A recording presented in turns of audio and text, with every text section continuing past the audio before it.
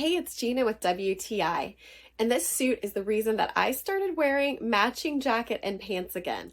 It's an absolutely stunning dark teal suit from Lamgool. Let's talk about this color. It's a beautiful jewel tone, and I get compliments on it every time I wear it, and I'm not exaggerating.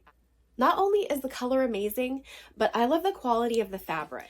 Sometimes when I have a pair of slacks that are unlined, they just don't lay well and they always show panty line.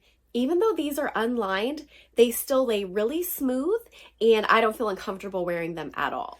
The jacket is lined and I personally love the look when I roll up the sleeves a couple of times.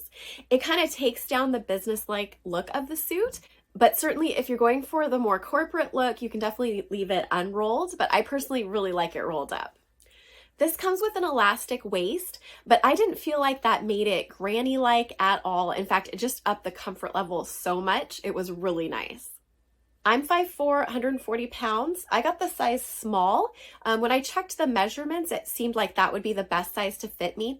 I will say it is a little bit on the snug side, but not to the point where I'm uncomfortable. So I would just recommend looking at the measurements from the manufacturer and buy a size according to that.